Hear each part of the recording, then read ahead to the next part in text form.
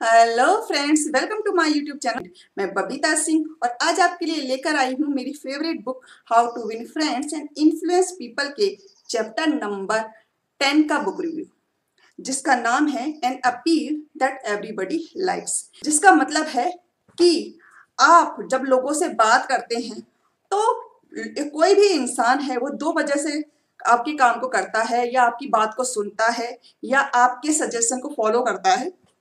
वो पहला कारण है कि या तो उसको आपकी बात पसंद आ जाए, यानी कि कोई भी बात पसंद आ जाएगी तो सिंपल सी बात है, तो उसको मोटिवेट करने की जरूरत ही नहीं है, उसको पसंद आ गई तो वो करेगा। सेकंड है कि आप उसको ऐसा मोटिव दें जिससे उसको उसके दिल में एक महानता का फीलिंग डेवलप हो।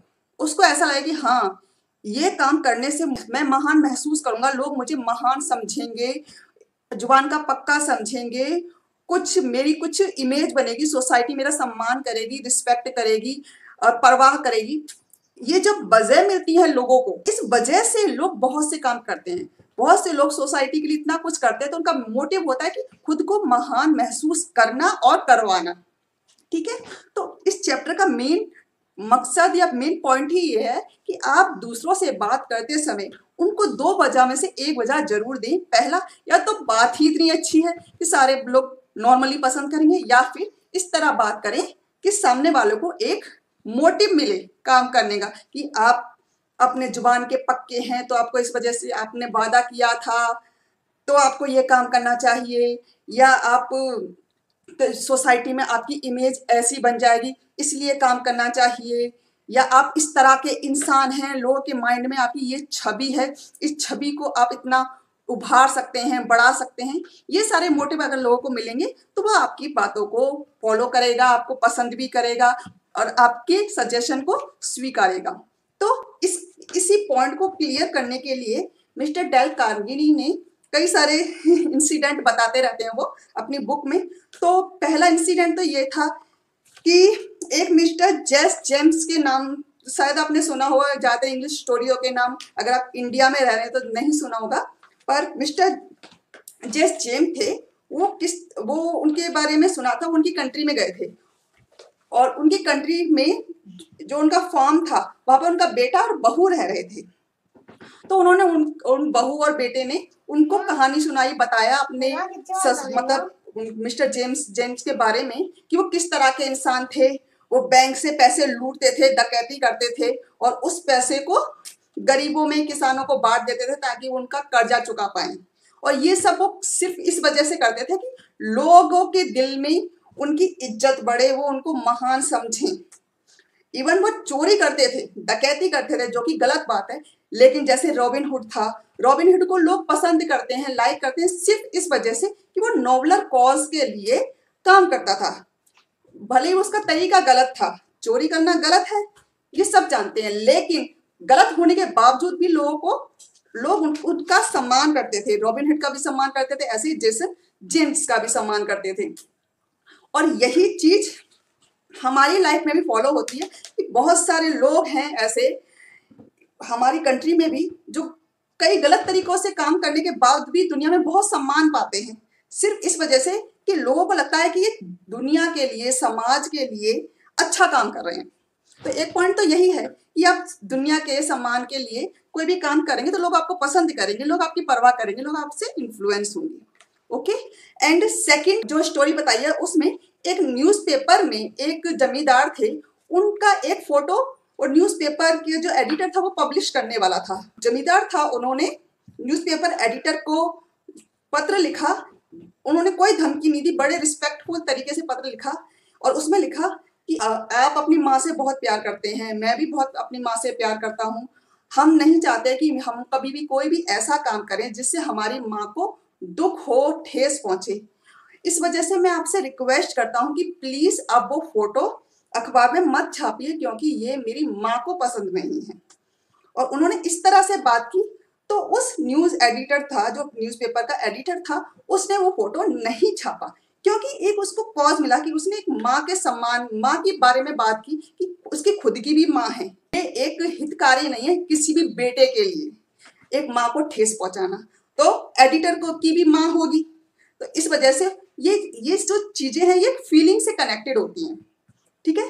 तो इस तरह से उसने लेटर लिखा तो एडिटर का रिस्पॉन्स भी पॉजिटिव आया, उसने भी वो फोटो नहीं छापा। इसी तरह से एक इंसिडेंट और भी हुआ था जिसमें दो छोटे छोटे बच्चों की फोटो को न्यूज़पेपर में छापा जाना था। उसके पेरेंट्स ने, फादर ने न्यूज एडिटर को लेटर लिखा और कहा कि सर मैं चाहूंगा आप वो फोटो न्यूज़पेपर में ना छापें, क्योंकि अगर आप वो फोटो न्यूज़पेपर में छापते हैं तो ये बाकी सभी छोटे बच्चों के लिए सही नहीं होगा, क्योंकि आपके भी बच्चे होंगे या आपकी जो सोसाइटी में या आपके जो ग्रुप में काम कर रहे होंगे, आपके फ्रेंड सर्कल में काम कर रहे होंगे, उनके भी बच्चे होंगे। अगर आप इतने छोटे लोगों बच्चों की पब्लिसिटी करेंगे न्यूज़पेपर में फोटो छाप के, तो बाकी जो बच्चे हैं उनके दिल में भी ये इच्छा पैदा होगी कि उनकी भी फोटो छपे, जो बच्चों के लिए सही नहीं है। ऐसी इच्छाएं बढ़ाना ही सही बात नहीं है। तो मैं चाहूंगा कि आप वो मेरे बच्चों की फोटो ना छापें, सभी बच्चों की भलाई के लिए। तो ये भी एक नोबरा नोटिस था उस एडिटर के लिए कि बच्चों के हित में सही नहीं है। तो इस जो बुक है, जो ये चैप्टर है 10 चैप्टर, इसका मतलब ही है कि इस तरह से बात करो जो हर किसी के दिल को छुए, हर किसी को पसंद आए। N appeal that everybody likes, यानी कि एक ऐसी अपील, एक ऐसी बात कहना जो हर किसी के दिल को छुए, जो हर किसी को पसंद आए। इस तरह से बात करना, लड़ाई झगड़े से बात नहीं करना, गुस्से से बात नहीं करना।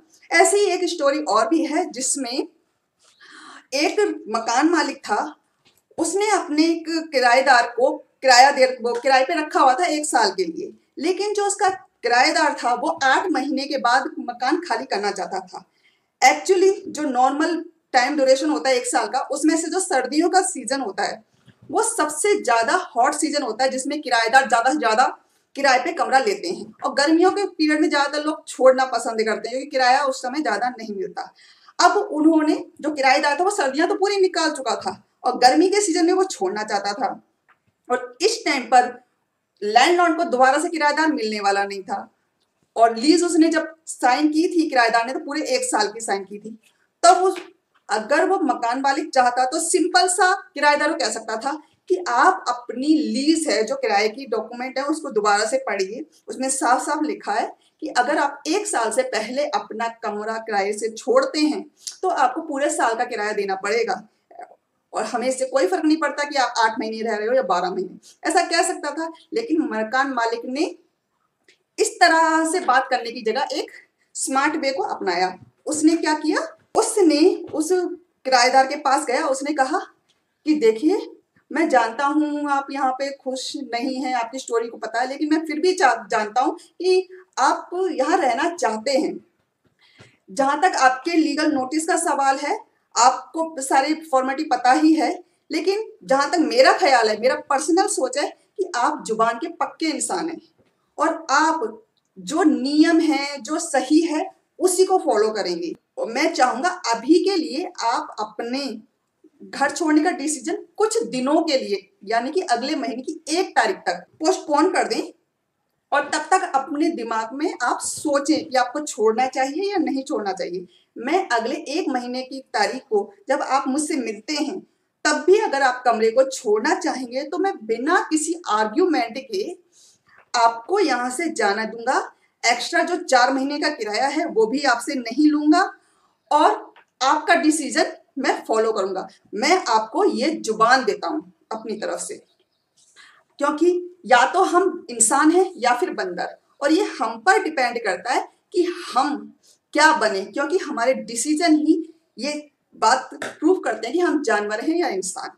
तो ये कहकर वो मकान मालिक वहां से चला जाता है, और अगले महीने की जब 1 तारीख आती है तो उसका किराएदार मकान मालिक के पास जाता है और कहता है कि मैंने और मेरी वाइफ ने डिसाइड किया है कि हम आगे के 4 महीने भी यहाँ पर रहेंगे, हम अपनी लीज के जो कॉन्ट्रैक्ट है हमारा, हम उसी के अनुसार चलेंगे।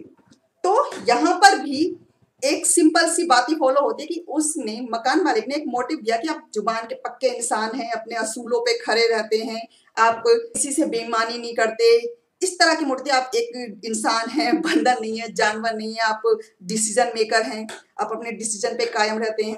इस तरह का मोटिव दिया, नोबलर मोटिव। यानी कि एक ऐसी बात कही जो हर इंसान को पसंद आएगी, कि लोग मुझे एक बात का पक्का इंसान समझे, असूलों का पक्का समझे, कि मैंने बात लिखी है, लीगल डॉक्यूमेंट में जो लिखी है, मैंने जो स्वीकार किया है, मैं उसको फॉलो करता हूँ हमेशा। ये सारी चीजें इंसान के दिल को टच करती हैं। ठीक है, तो यही इस पूरे चैप्टर का सार ही यही है कि आपको किसी से भी बातें करने से पहले उसको दो चीजों पर आपको पॉइंट आउट करना है, या तो वो बात ही इतनी अच्छी हो या फिर उसको नोबलर नोटिस देना है। एक ऐसी बात करनी है जो या उसके दिल को छूहे, उसको महानता का अनुभव कराए, उस असूलों का पक्का वगैरह कराए, जैसा भी। ओके, तो आज का ये वीडियो हम यही खत्म करते हैं। इसमें अभी 2-3 इंसिडेंट और भी हैं जिसके लिए मैं एक अगला वीडियो बनाऊंगी। इसी चैप्टर का सेकंड पार्ट आपको आज ही की डेट में मिल जाएगा, डोंट वरी। ठीक है, दोनों वीडियो मैं आज ही पब्लिश कर दूंगी। तो आज के लिए इतना ही। अगले वीडियो में फिर से आपसे मुलाकात होगी। आई होप आपको वीडियो पसंद आया होगा। पसंद आया तो लाइक कीजिए, शेयर कीजिए। अगर कोई भी आपकी तरफ से मेरे लिए सजेशन है तो प्लीज कमेंट बॉक्स में सजेशन लिख दीजिए। तो आज के लिए इतना ही, फिर मिलते हैं नेक्स्ट वीडियो में। Have a nice day.